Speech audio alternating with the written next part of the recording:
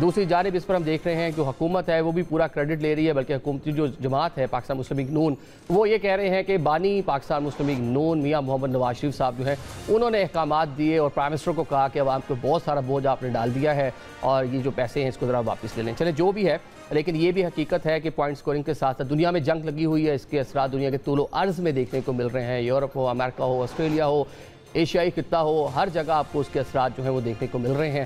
اس پر بات کر لیتے ہیں، لیکن اس پر جو سیاست ہے، پرائم منسٹر اچانک سے آتے ہیں، کیا پہلے فیصلہ ٹھیک نہیں ہوا تھا؟ پہلے ایک دم 137 روپے بڑھانا، پھر 80 روپے کم کر دینا، پھر اس کا سیاسی کریڈٹ لینا۔ جی بسم اللہ الرحمن الرحیم۔ دیکھیں ہمیں یہ بات سمجھنی پڑے گی کہ جو تیل کی قیمت ہے وہ اس کے اوپر کنٹرول حکومت کا بہت کم ہوتا ہے، کیونکہ ہم 15 16 17% کے قریب ہم لوگ جو ہے وہ اپنے پروڈیوس کرتے ہیں کروڈ اور اس کو ریفائن کرتے ہیں، باقی جو ہے وہ ہمیں امپورٹ کرنا ہوتا ہے۔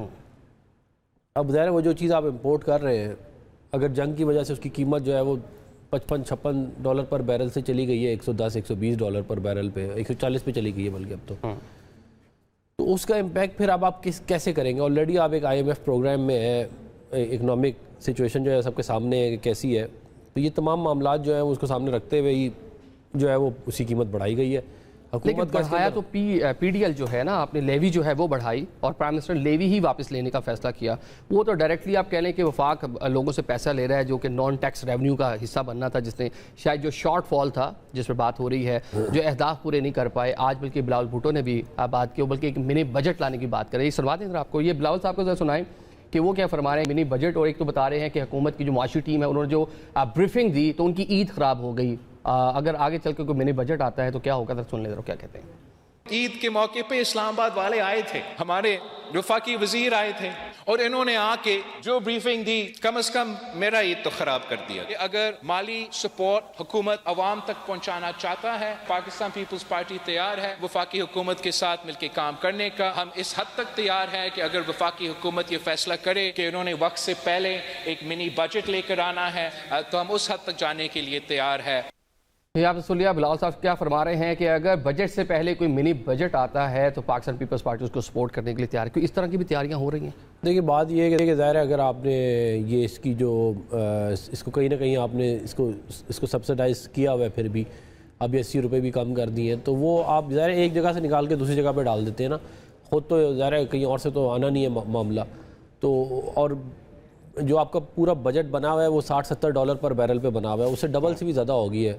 تو اب آپ مجھے بتا دیں کہ اس کے اندر کیا کر سکتے ہیں۔ اس میں یہ ضرور کہوں گا کہ گورنمنٹ نے جو موٹر سائیکل سوار ہیں ان کو 20 لیٹر پر منتھ کا دیا ہے، پھر پنجاب گورنمنٹ نے further chief minister Nawaz Sharif صاحبہ نے مزید اس کو 20 لیٹر اور اس میں ایڈ کیے ہیں، اور ٹرانسپورٹ کے اوپر جو ہے پورا ایک سسٹم بلڈ اپ کیا گیا ہے پنجاب میں، جہاں پہ تمام ٹرانسپورٹرز کو جو ہے وہ سبسڈی دی جائے گی جو بسیں چلتی ہیں، تاکہ جو ان کا کرایہ ہے وہ اوپر نہ جائے۔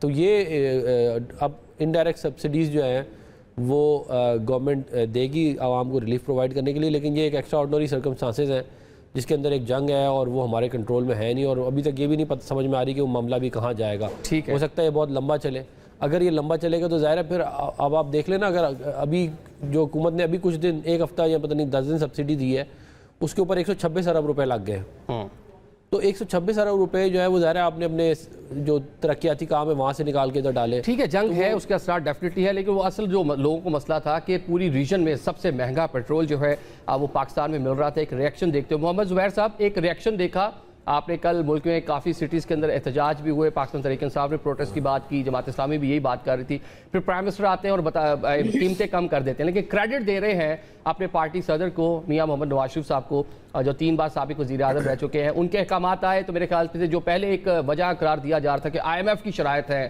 ہم نے وہ سارے ٹارگٹس میٹ کرنا ہے، وہ ساری کی ساری چیزیں حکومت بھول گئی، 80 روپے پیٹرول پر فی لیٹر کم کر دیے۔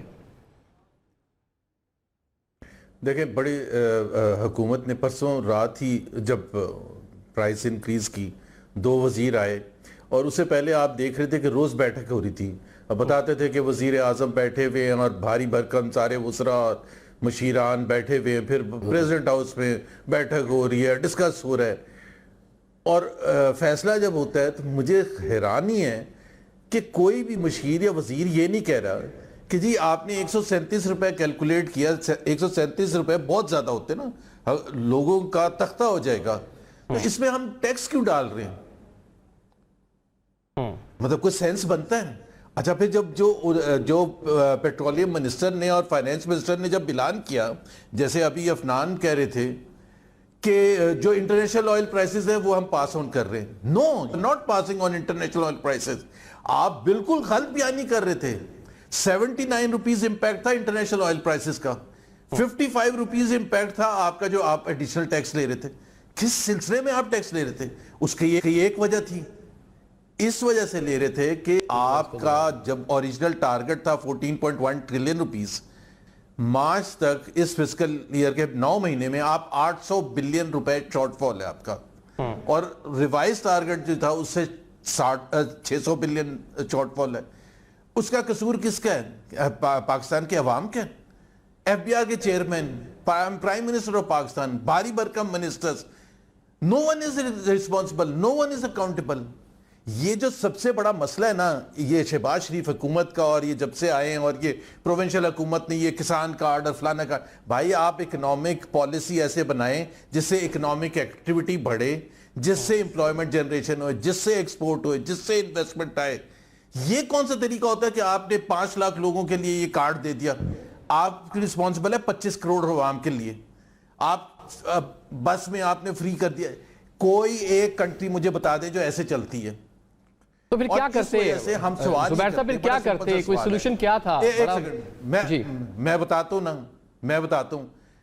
پہلے یہ سوال بنتا ہے یا نہیں بنتا؟ انڈیا کے سورس وہی ہے جہاں سے تیل پاکستان منگواتا ہے, بنگلہ دیش کا وہی ہے, سری لنکا کا وہی ہے, نیپال کا وہی ہے. Why should Pakistan be the most expensive petrol? Give me one good reason.